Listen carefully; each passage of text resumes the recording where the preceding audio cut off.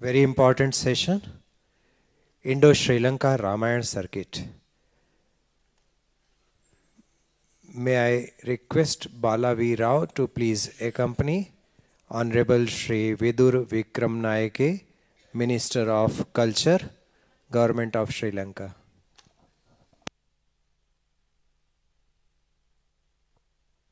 So there is some change. First, there will be a presentation by Mr. Bala Rao Sankuratri. I'll request Bala Rao to take Vidura, Honorable Shri Vidura Wickramanayaka ji on the stage.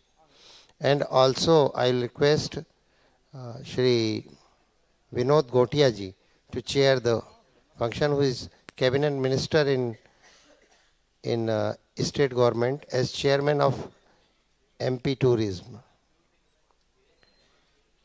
Bala Rao will be presenting on Dive into Ramayana. There is a misprint in the itinerary. There is Dive into Ramayana. And then on prospects and future of the Ramayana circuit, Honorable Shri Vidura Wickramanayaka ji will be speaking. From Sangh Karyalaya, there are some people, Mr. Soni and accompanying person for Kalash Pujan.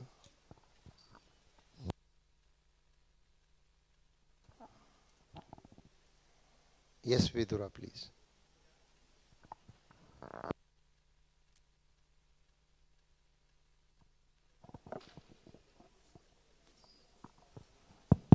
Dr. Pawan. Thank you for the Honorable Vidura sir and Honorable Vinod sir for joining us.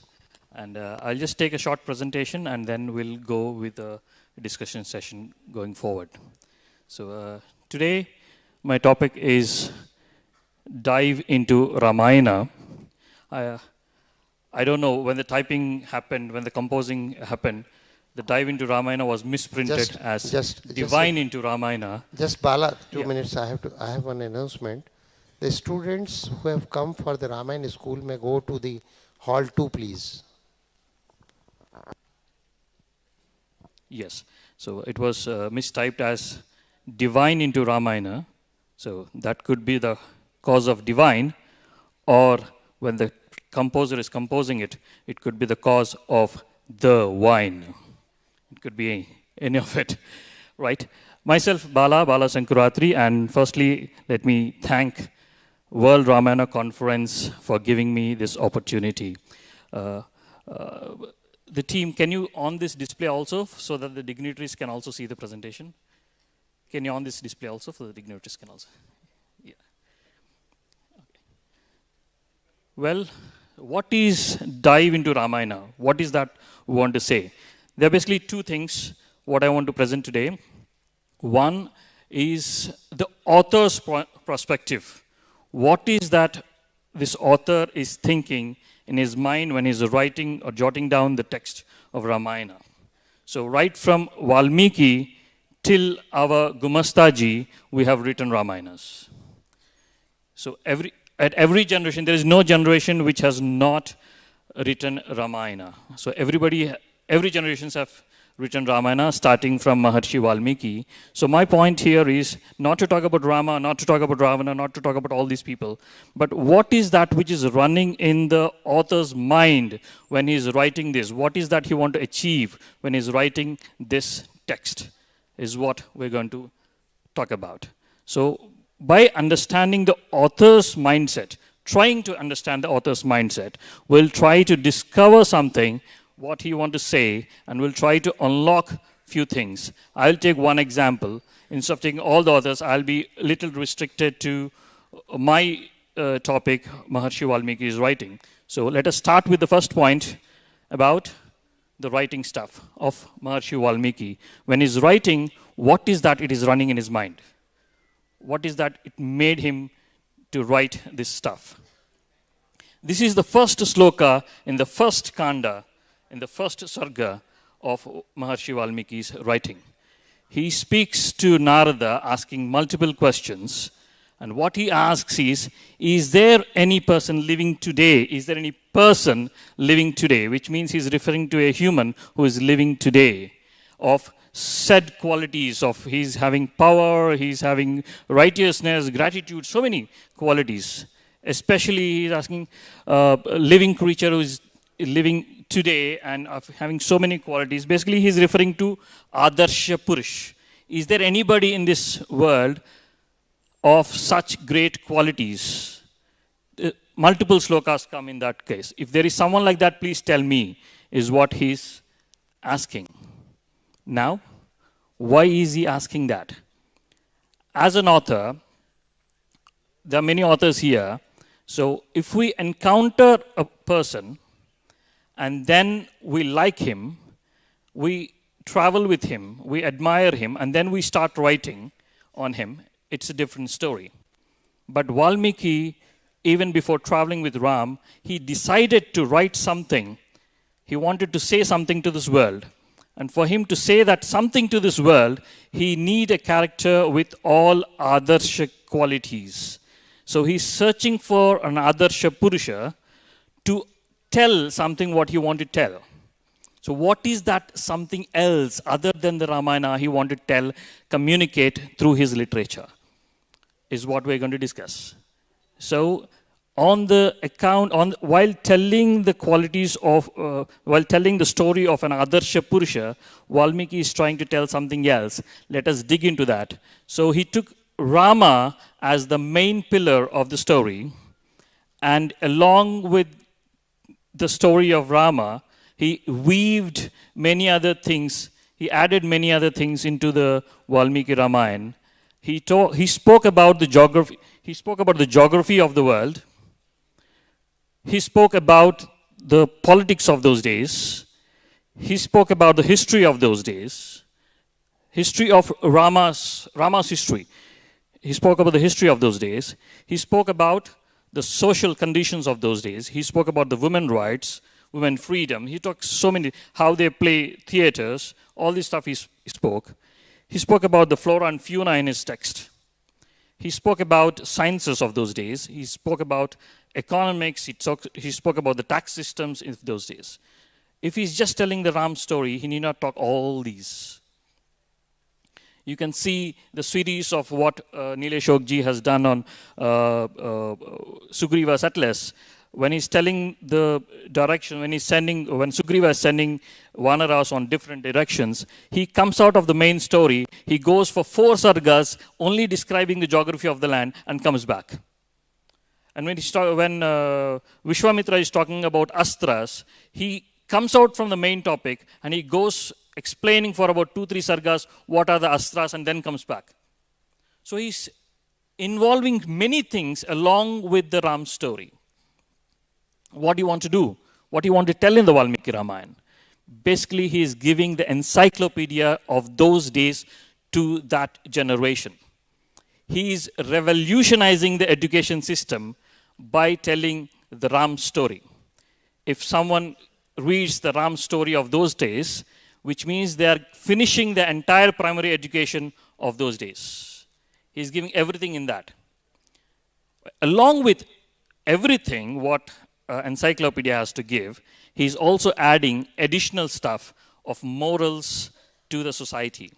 So, which is a little beyond the encyclopedia, and there comes Itihasa.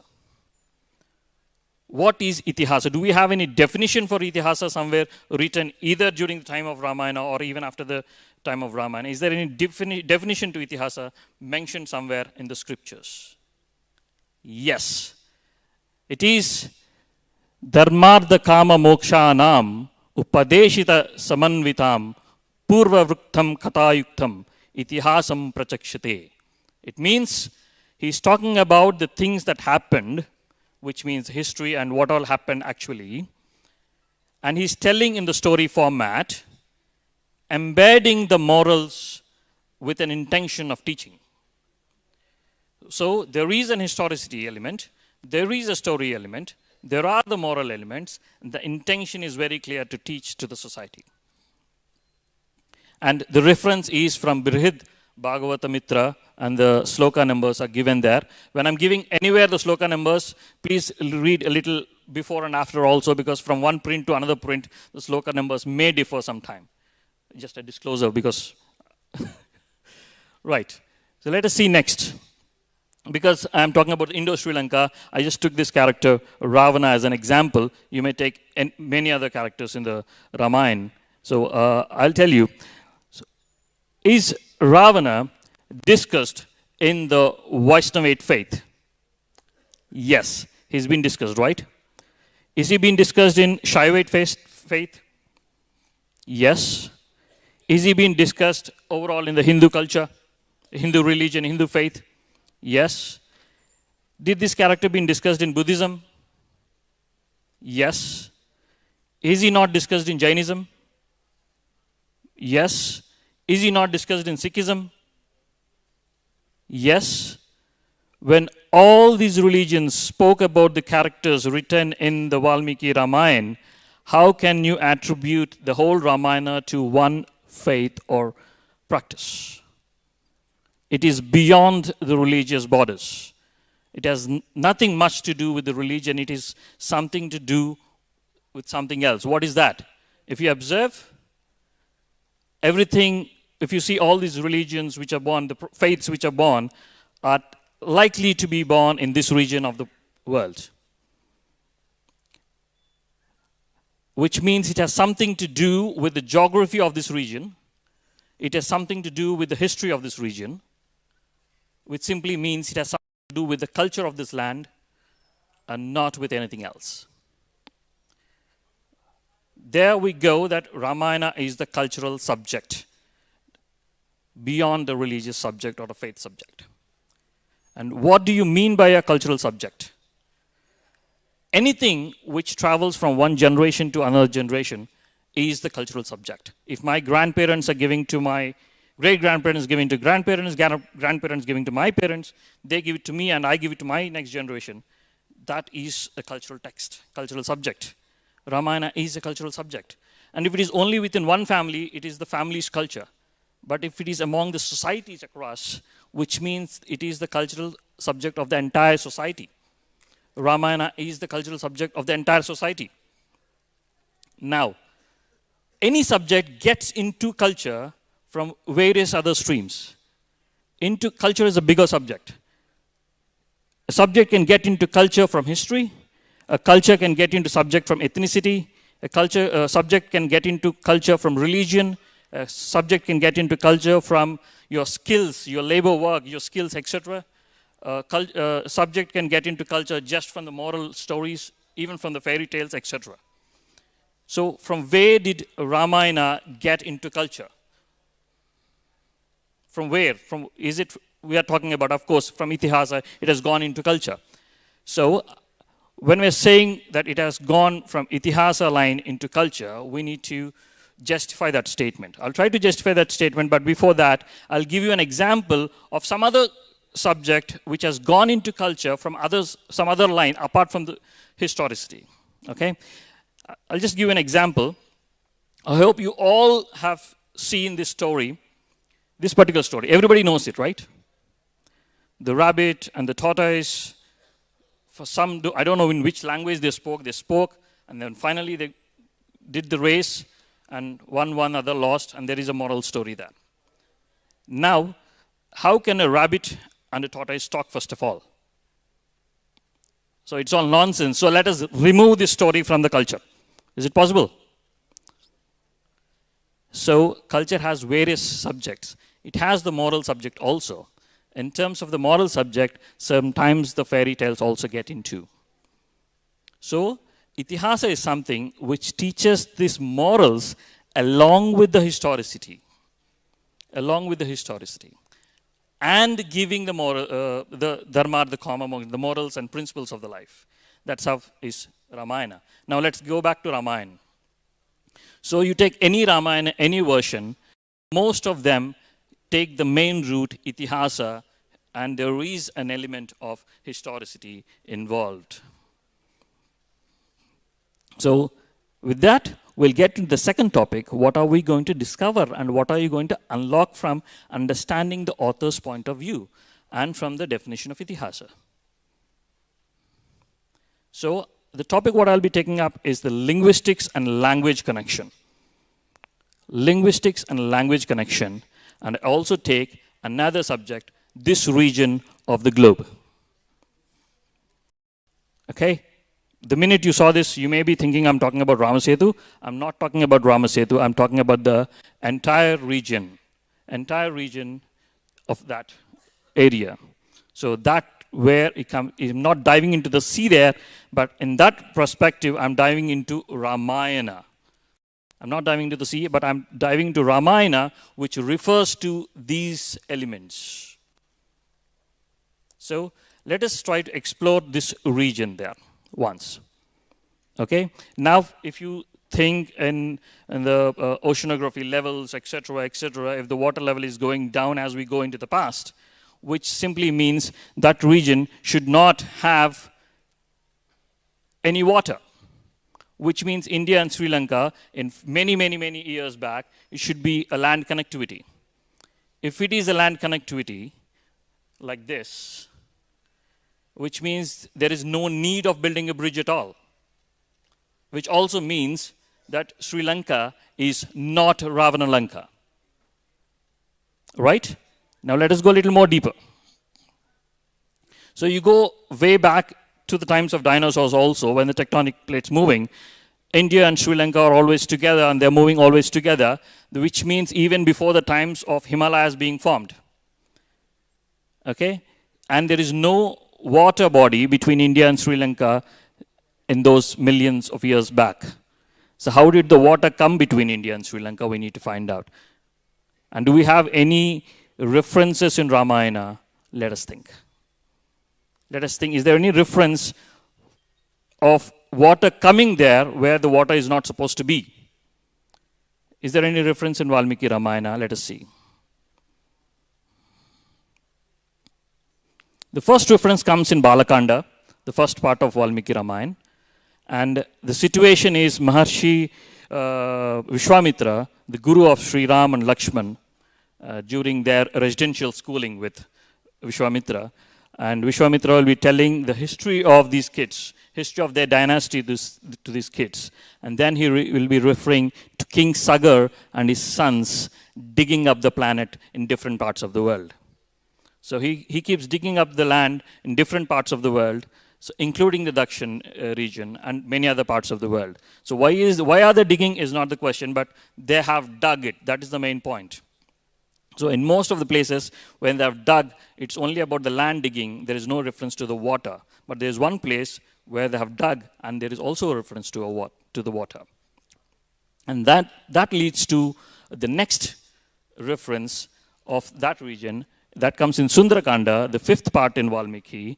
And the sloka numbers, you can find it in the left. The situation is the sea god thinking for himself to help Hanuma, who is crossing the sea. So sea god is thinking for himself that he need to help this Hanuma who is crossing the sea. So now the author's, the Itihasa point, the story element is how can a sea be a human and start thinking like the human being?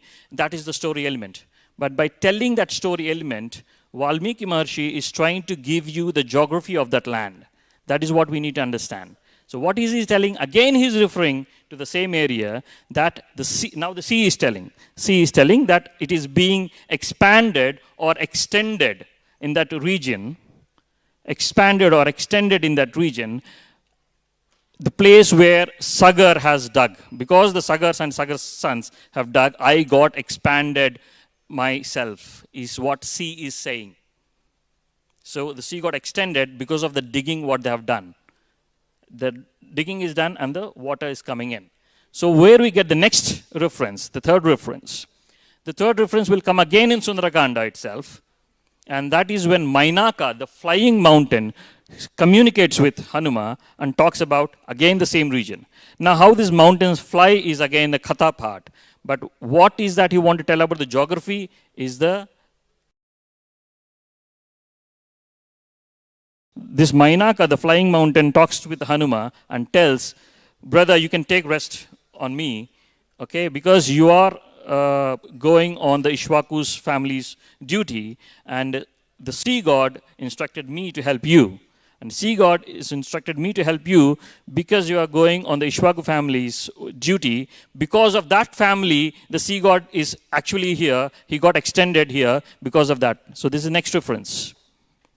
So there are series of stuff which are leading that it was land before, accepted by the Ramayana itself, and then the water got into. The next reference comes in Yuddha Kanda. When I'm making this presentation for this particular slide, I don't have the Devanagari, the Hindi version of the book, so I just picked it from my mother tongue, Telugu. Where Nala is having a conversation with Rama and telling to about sea god. So here he says, this sea god has no gratitude. The very existence of him in this region is because of your family. So he should not have made you wait for so many days, or 3 days, and then when you are angry, he started giving you the solution. So he should have not done that. This guy doesn't have gratitude. So he might have done this, so he might have given the solution in the day one itself. But if you see in the earlier situations in Sundarakanda, the same sea god was trying to help Ram. So here is again the Katha Yuktam part, bringing that thing, the 3 days of tapas what Rama has done, actually says the 3 days of survey of that entire region to identify the best place to build the bridge. That is what the tapasya means.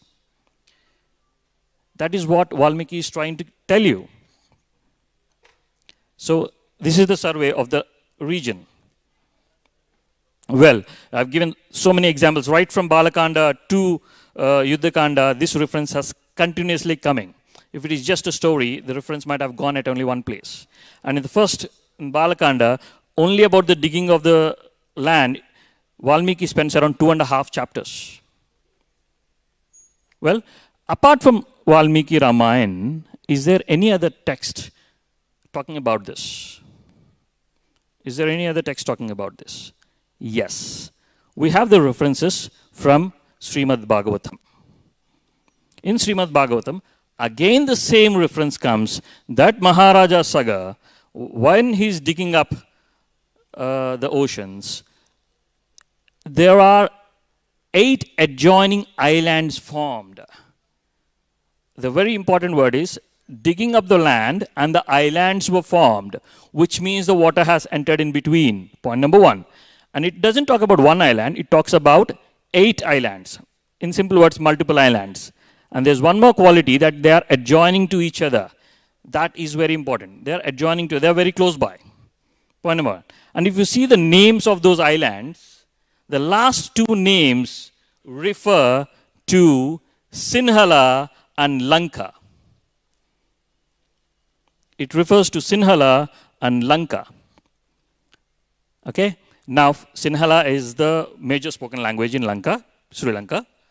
But here, Sinhala is given different name as a separate island, and Lanka is given as a separate island. But we know Sri Lanka as a single island. Where did the other islands go? Is Sri Lanka the Lanka or the Sinhala? Which island is this? Where are the other islands gone? Now let us see the Sri Lankan map. The word adjoining is very important.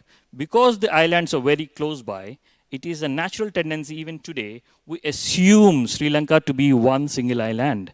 But in reality, they are a group of islands. Even today, they are a group of islands. If you little zoom, if you can just see that part, let me see if I can show you. See this the whole big island, if you see here, the Jaffna itself is an island. There is a water even here. If you furthermore zoom, there is a water path even here. This entire big piece, big chunk itself is an island. And the multiple islands here. So, he is referring to the same place. So, apart from Bhagavatam, okay, enough. Let me squeeze it a little more. Do we have furthermore references on this? We have. There is a book in Telugu, very old book called Purva Gada Lahari. The text, this book is basically like a dictionary. So like how we have in dictionary, we have, we search for the word and their meanings. But this book has the words, only the words which are in the epics of Indian subcontinent. So all the names written in the epics of Indian subcontinents are jotted down in this book, and where are they referred, what is the meaning, is what this Purva Gada Lahari has. Now let us see what this Purva Gada Lahari to tell. When I searched for the word Lanka, what is the meaning of Lanka in Purva Gada Lahari, it says, this one in Telugu, but I'll just try to translate it for you in English. It says it is an island which is formed along with the other group of islands during the process of Sagar digging the Jambu Dvipa. So he refers to Lanka and Sinhala once again. So when I searched for what is the meaning of Sinhala in this particular book, it says it is an island which is formed by the digging of Jambu Dvipa by the Sagar and his sons, is what is been mentioned there. Please sum up. Yep. So that we have come to the. Yeah. So what is the conclusion of the whole subject? What is the conclusion of the subject? Number one, Ramayana has historicity. It is referring to the historical elements which happened. And Ramayana very much satisfies the definition of Itihasa, point number two. And then Sri Lanka is Ravana Lanka, undoubtedly. And then Sinhala, the major spoken language. This is one point what we need to understand. So we have a lot of astrodating happening. We have one expert of astrodating here. So either you take Mahabharata time, there are few people who say it's around 3000 BCE, but we have the expert here, Nileshokji, saying it is around 5000 BCE, 5500 BCE. You take Ramayana, is it 7000 BCE, or the Nileshokji's version 12,200 BCE, in either of the cases. When the word Sinhala has come in Bhagavatam, which was written by Vyasa Maharshi at the time of Mahabharata was written, which simply means the Sinhala existence is definitely there during the time of Vyasa's writing. And he is referring to Ramayana. So if you consider Mahabharata happened 3000 BCE, adding the current times of 2023, which means minimum of 5,000 years old is Sinhala. And if you go to the 5,500 argument, which means it is minimum 7,500 years old. And if you go to the Ramayana argument and reference, which may lead us to up to 14,000 years old language is Sinhala. That is, Sinhala is minimum 5,000 years old, and it can be tracked to up to 14,000 years old also, which means we are able to identify the age of a particular language scientifically only and only when you start reading Ramayana and these epics. With this, I will conclude the presentation.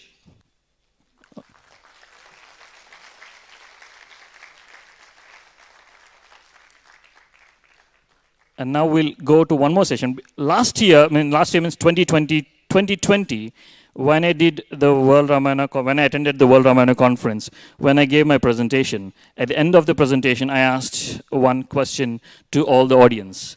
So, see, we are coming here, we are doing presentations, and again, after a couple of years, again, we do some presentations.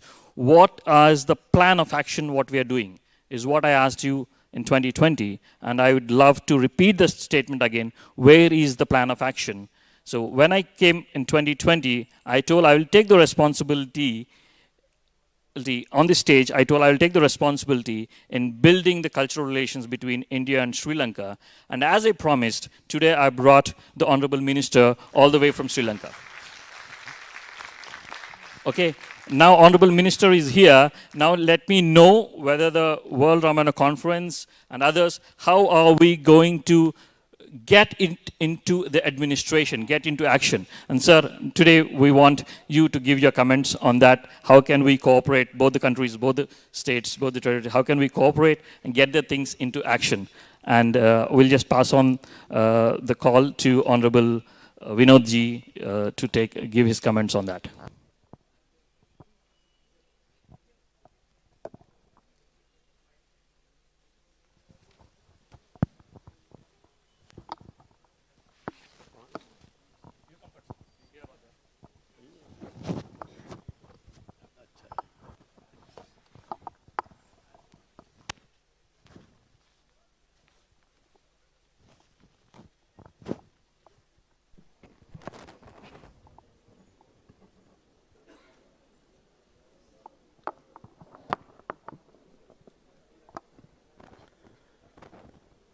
बोलिए राघवेंद्र सरकार की। थोड़ा शांति हो गई है, ठंड का समय है, ज्ञान रंजन तो बहुत हो रहा है।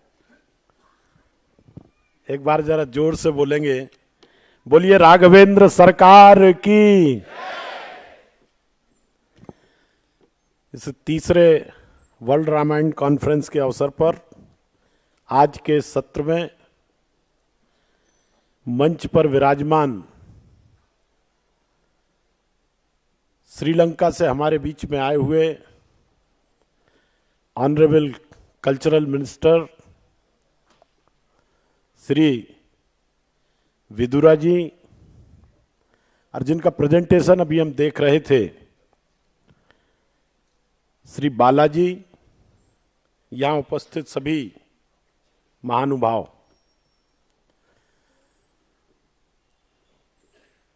जब राम शब्द सुनते हैं तो हमारे जीवन की पूरी यात्रा का स्मरण हमको होता है।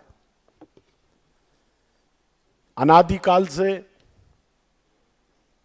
जहां मैं अनादि शब्द का प्रयोग कर रहा हूं, वहां यहां जो हमारे स्कॉलर्स बैठे हैं उनने उसको कालखंड में विभाजित किया है।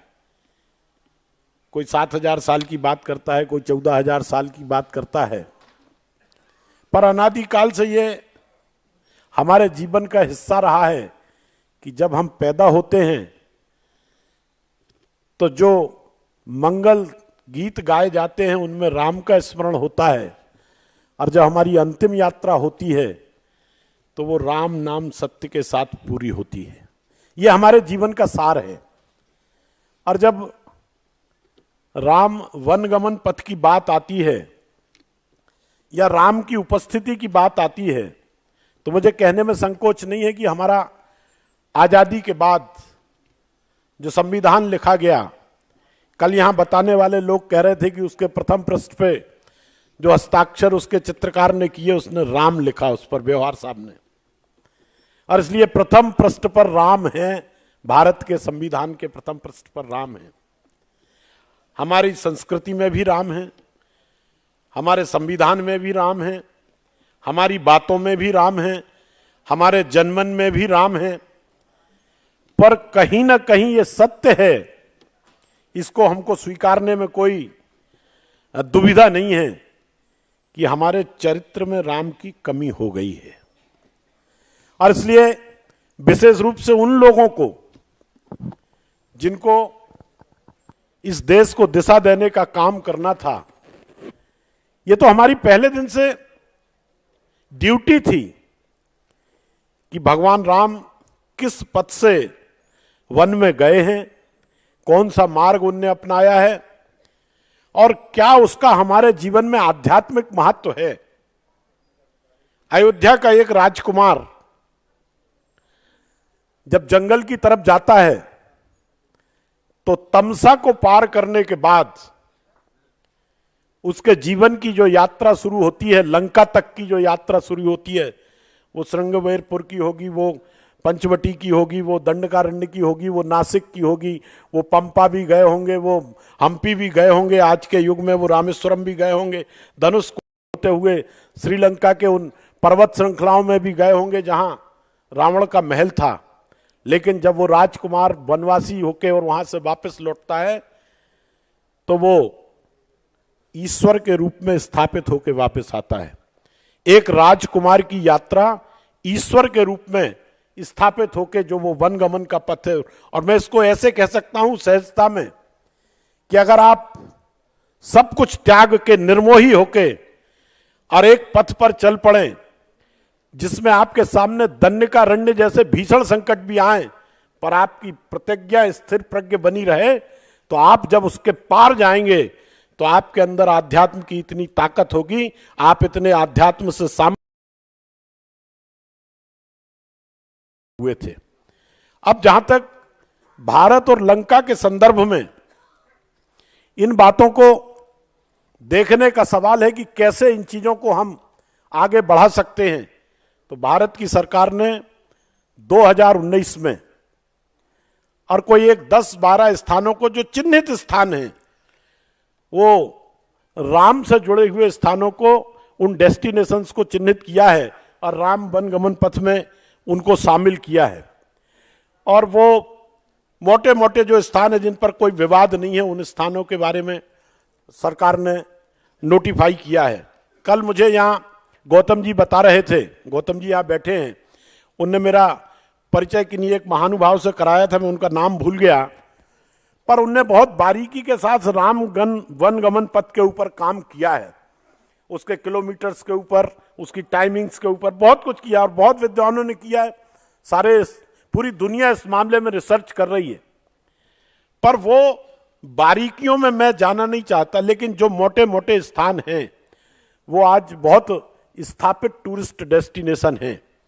अब हो सकता है कि भगवान राम जब 12 वर्ष तक कहते हैं कि चित्रकूट में रहे हैं, तो 12 वर्ष का कालखंड उनका चित्रकूट में कहां गुजरा, अत्रि ऋषि का आश्रम कहां होगा, अनुसुईया जी कहां थी, ये बारीक विषय हैं जो स्कॉलर्स इसकी तरफ ध्यान देंगे। लेकिन संपूर्ण चित्रकूट की माटी हिंदुस्तान की उस धर्म प्रेमी जनता के लिए, अध्यात्म को जीने वाली जनता के लिए, उस कल्चर को जीने वाली जनता, जो पूरे देश का एक कल्चर है, जिसकी अभी इस सत्र के पहले बात चल रही थी कि लोहड़ी से लेके और पोंगल तक का जो समय होता है पूरे देश में एक साथ मनाया जाता है। और इसलिए हम कहते हैं कि हम एक सांस्कृतिक राष्ट्रवाद की अवधारणा में विश्वास करते हैं।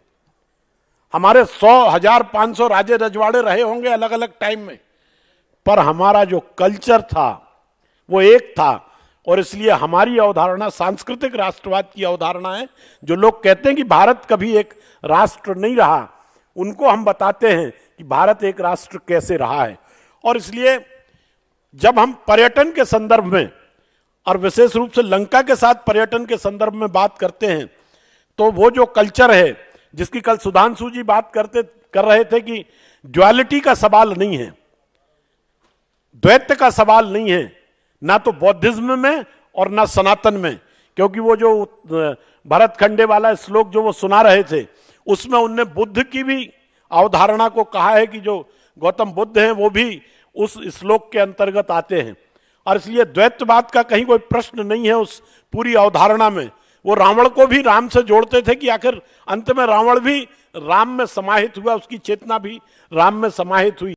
और इसलिए उन्होंने कहा कि ये द्वैतवाद का प्रश्न नहीं है। तो जब हम लंका के संदर्भ में देखते हैं तो मुझे ऐसा लगता है कि भारत की सरकार ने जो स्थान तय किए हैं वो अपने स्थान पर हैं। श्रीलंकन गवर्नमेंट के कल्चर मिनिस्टर यहाँ बैठे हैं, उन्होंने भी, श्रीलंका की सरकार ने भी कुछ चीजों को अभी अभी आइडेंटिफाई करके और उनको धार्मिक पर्यटन के साथ जोड़ने का प्रयत्न शुरू किया है। मैं समझता हूं कि बौद्धिज्म को लेकर विशेष रूप से मध्य प्रदेश की सरकार ने एक यूनिवर्सिटी का निर्माण किया है सांची में। सांची जो है वो अशोक से जुड़ी हुई रही है। उनकी पत्नी जो विदिशा थी वो हमारे विदिशा से थी और उन्हीं के नाम पर विदिशा शहर है। और इसलिए वहाँ जो सांची का स्तूप है उसका अपना पूरी दुनिया में एक महत्व है और बौद्धिज्म का एक बड़ा केंद्र है। और इसलिए मध्य प्रदेश की सरकार ने श्रीलंकन सरकार के साथ उस यूनिवर्सिटी की शुरुआत यहाँ की है, वो निर्माणाधीन है। और विशेष रूप से उन लोगों को इस दिशा में उसका लाभ होगा जो स्कॉलर्स अध्ययन करना चाहते हैं, उच्च अध्ययन के लिए यहाँ आना चाहते हैं। पर मैं ऐसे समझता हूं इसको अन्यथा संदर्भ में ना लिया जाए। कभी रावण को विभीषण ने सलाह दी थी कि राम चरण पंकज उर धरहु, लंका अचल राज तुम करहु। वो उस समय की बात रही होगी जब विभीषण अपने बड़े भाई को समझा रहा था।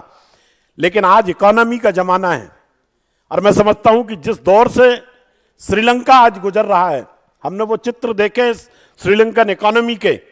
अगर श्रीलंका भगवान राम से जुड़े हुए तीर्थ स्थलों को हाईलाइट करता है, उनको फैसिलिटेट करता है, और वहां जाने की सुविधा भारतीय जो सनातनी परंपरा को मानने वाले लोग हैं उनको मिलती है, तो श्रीलंका की इकोनॉमी में इतना बड़ा बूस्ट आएगा कि मैं कह सकता हूं कि लंका अचल राज तुम करहु, रामचरण पंकजो धरु। अगर भगवान राम को केंद्र में रख के लंका के लोग उस दिशा में बढ़ते हैं तो लंका की इकोनॉमी भी स्ट्रांग होगी, और यहां बैठे हमारे मित्र जो हैं वो जीवन पर्यंत एक अच्छे शासक के रूप में वहां स्थापित हो सकते हैं।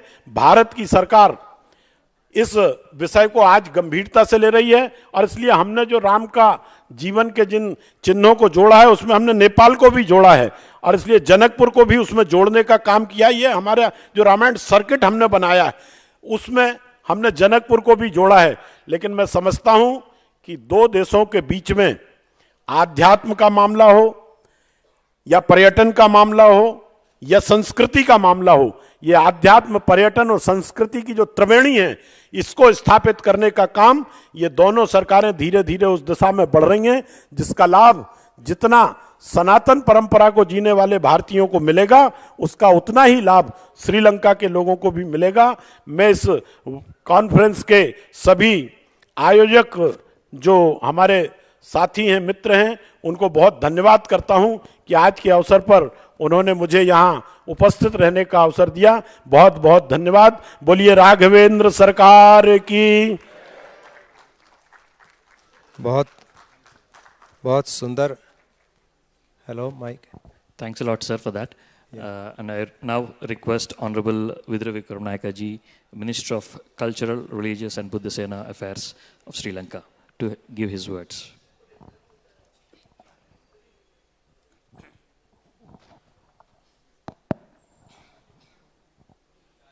With the permission of Sri Vinod ji, who is the co-chairman of this session, shall we make this an interactive discussion? Okay.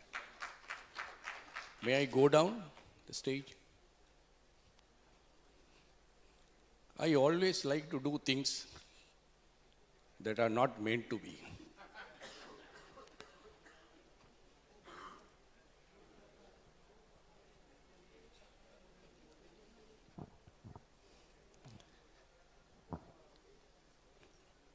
Which supersedes which? Politics, economics, or culture?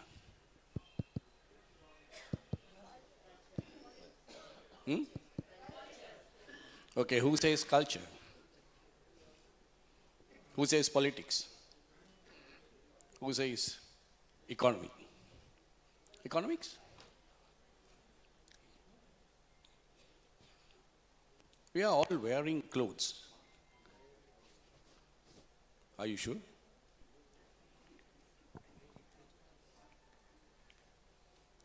These are made out of threads.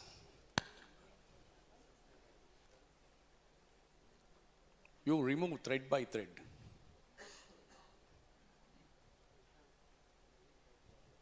No cloth.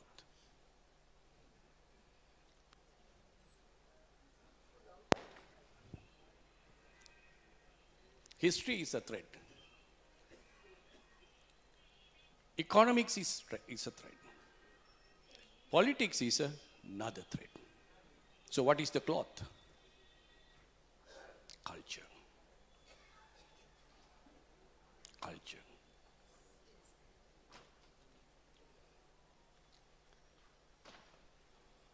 So culture supersedes everything. Not because I'm the Minister of Culture.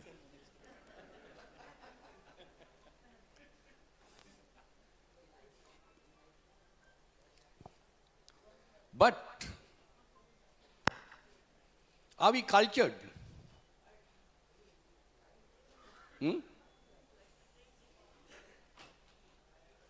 Are we cultured? Yeah, we are always trying. Only words. Only words, no action.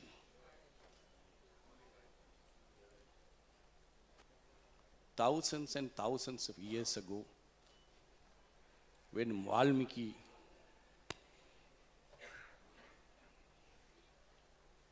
recited Ramayana, he wanted us to get rid of hatred, envy, anger, ego, greed. Reading Ramayana several times, have we got rid of this? Huh? So where is the culture? Where's the culture?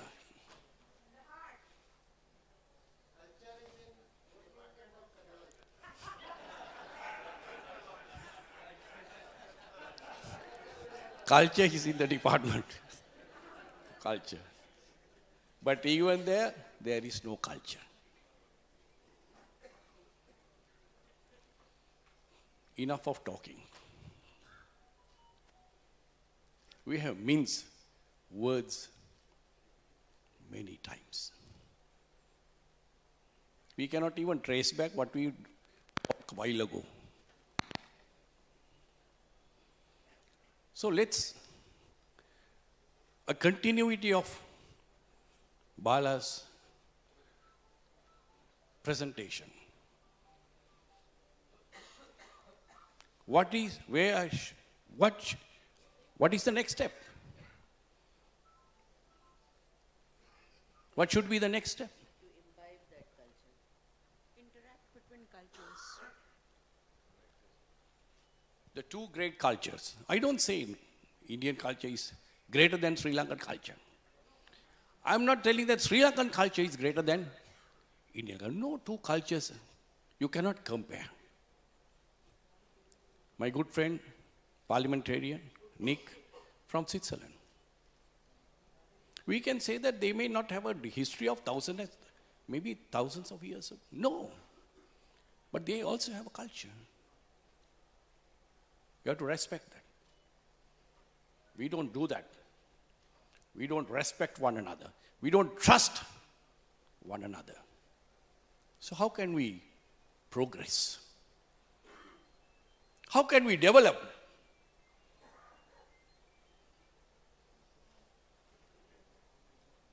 If we don't respect one another, if we don't trust one another, how can we develop?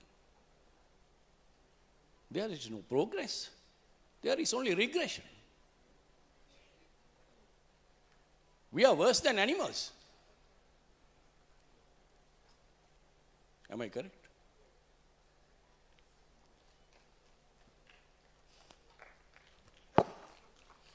So, if we can come up with a steering committee based upon your suggestions to get these two cultures together with the objective of, as the Ramayana, with the objective as Ramayana, get these two cultures together. Let us build bridges over hearts, connecting the hearts and minds. Not the physical bridges, not the physical bridge connecting India and Sri Lanka. We have been building a lot of things. Have they taken us anywhere? Go out of this building, see around, you can see a lot of buildings. 50 years ago, there were no high-rise buildings, but now we have high-rise buildings. So our ego has also risen. The greed has risen. The jealousy has risen.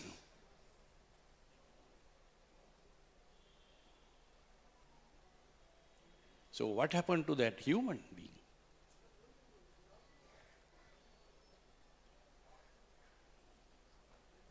Where's the culture? Where's the cultured animal? We are the highest animal of this animal kingdom. That is why we are called Manusha.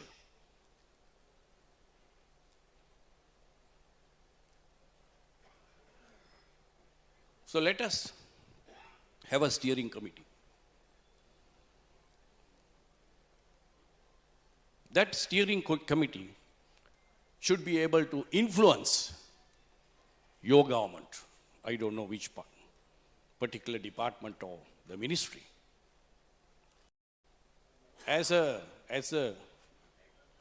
conclusion, or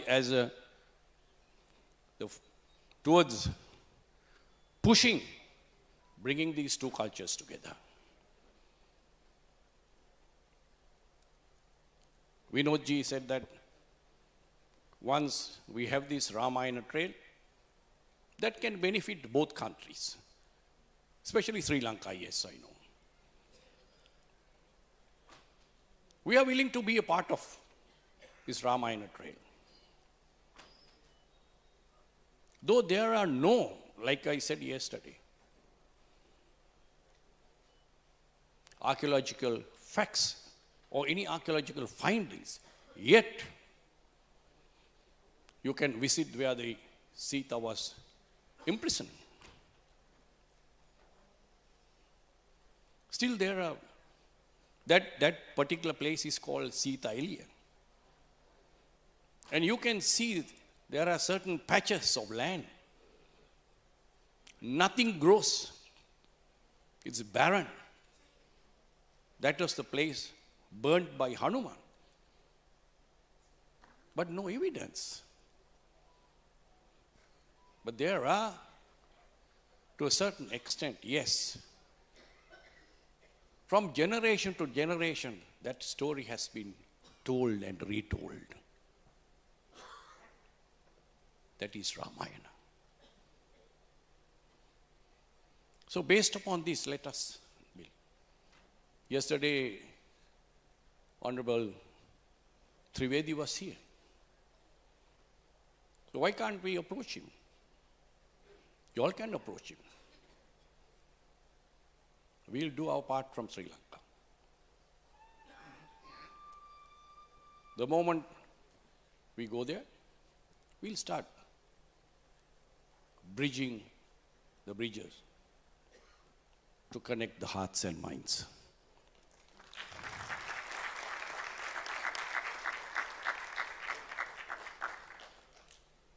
I hope you all will take care of your responsibility and your share, because this is a 50-50. Win-win situation. Both countries. Yes, beneficial. Beneficial to not only to Sri Lanka and India, but to the whole world. To the whole world. Not only for today, but also for tomorrow, future. That is how we should build today, with the future in mind. Learn the lessons from the past. Don't live in past. We are living in past. We talk of Ramayana, we talk of Rama, we talk of Ravana, we talk of Sita.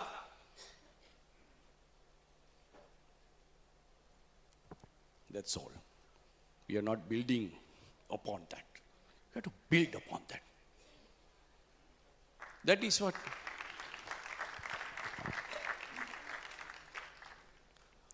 So, the lady here, the professor, sorry, I didn't get you here. Shivani, she quoted so many things from Ramayana. And Bala also gave his views, how the continental drift has made us apart, made two different countries, India and Sri Lanka. This is happening even now while we talk. Every moment this continental drift is happening. I don't know, maybe in about another 200,000 or I forgot, 2 billion years or what. Australia will come. Australia will hit Hong Kong. and merge with Asia. That is, don't worry, we won't be like that. This is happening even now. Are you happy that due to continental drift, there's a separate country, Sri Lanka? What if I say that India was ruled by Sri Lanka?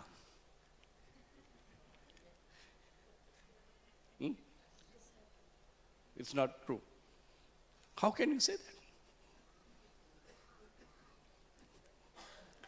No, I was just joking. Because that this might fire another India-Sri Lanka clash.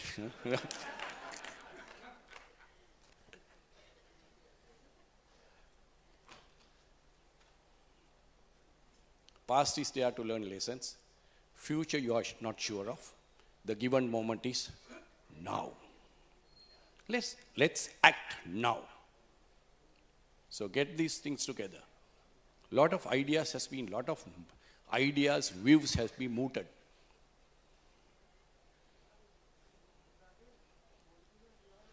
Take these views, take their motives. Let's bring them together. Urge, verge, and merge. Let's merge.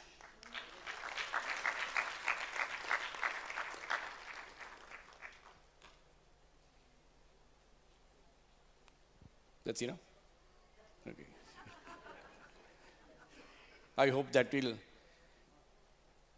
do the necessary backup for Bala's presentation and also for the other presentations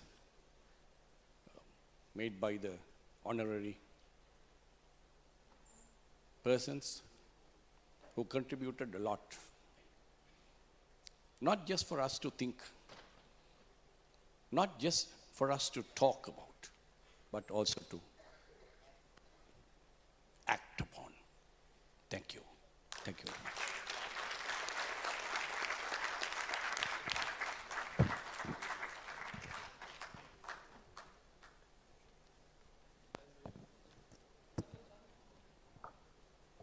This ends the session.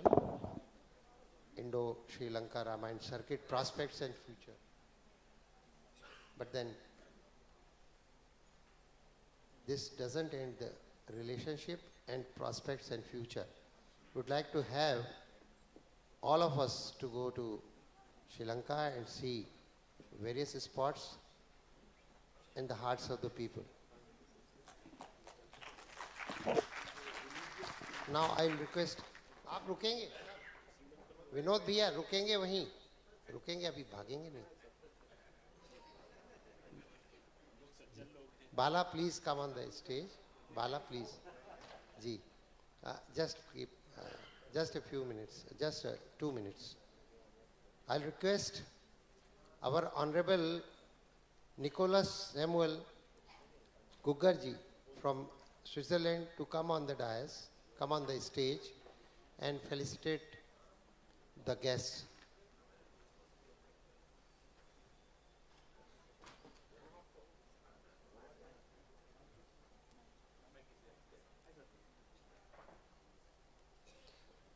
Honorable Gugger ji is Member of Parliament and he is first Indian origin parliamentarian. So here is our Honorable Minister from Sri Lanka is giving a token to show the exchange of culture to us. And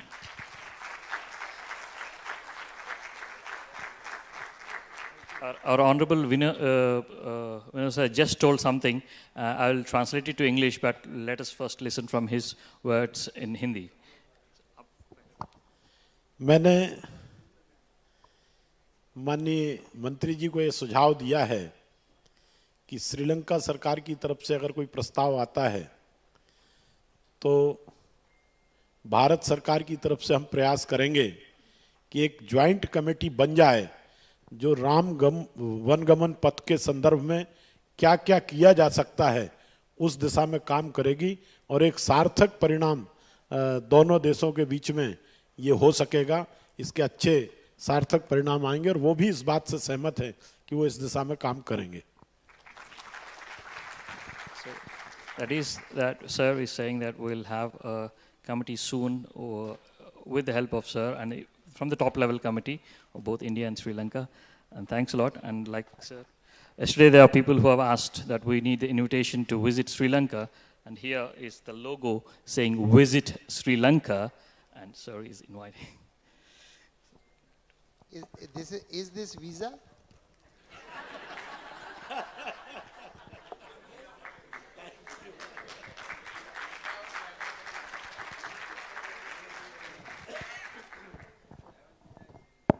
You just ask about the visa. Yes, yes. If ever this Ramayana trail is to be a reality, we'll make an exemption for the visas. Thank you.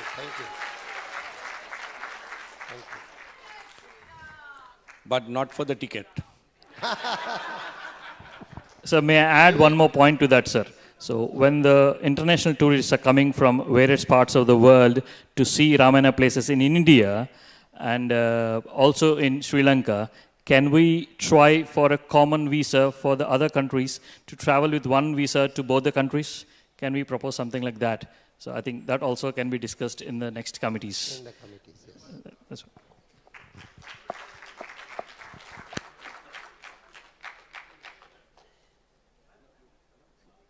Now the Honorable Minister from Sri Lanka will be giving the symbol of exchange of knowledge, Ganapati ji, to the Honorable Member of the Parliament, Switzerland.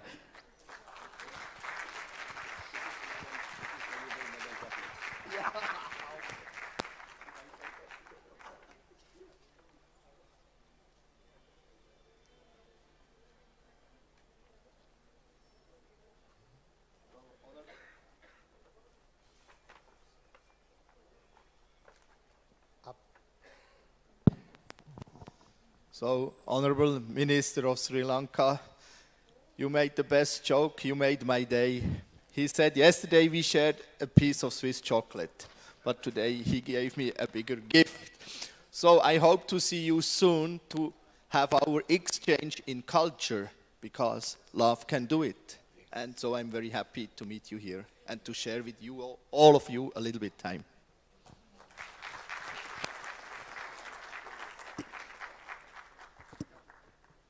Felicitation.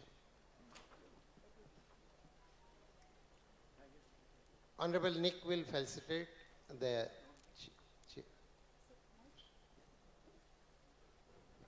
So, I would like to say thank you to our dear Dr. Akhilesh. Can you come, please, to the stage?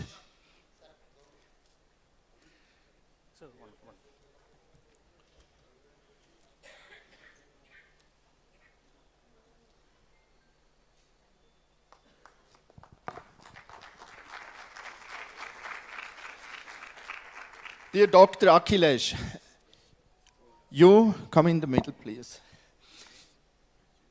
You made a big work, but you have always also a good sense of humor. So I thought yesterday how we can felicitate this noble man. And as you heard, I'm a go-between in between the cultures. And he said maybe Switzerland has not an old culture. But I was laughing, because I brought one culture which everybody knows. He spoke about our Swiss chocolate. But what is the second culture we have in Switzerland? Swiss chocolate, yes, first. Swiss watches. But Swiss knives. You heard from the Swiss knives? Okay. So, as you know, he's a doctor, a medicine doctor. And that he is prepared for his next operation out in the field, I brought a rainbow Swiss knife for him. So, dear doctor, with this, colorful Swiss knife, I wish you all the best and blessings by the next operation. Thank you. Thank you. Thank you.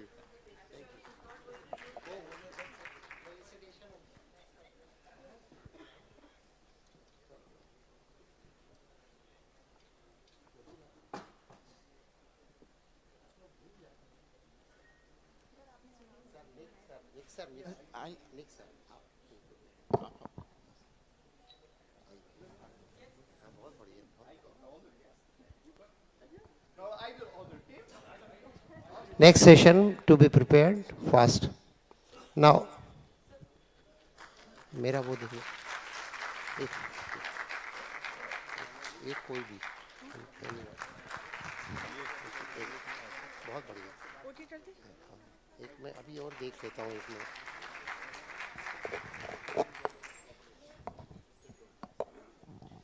As always, the conferences happen, there is always short of time.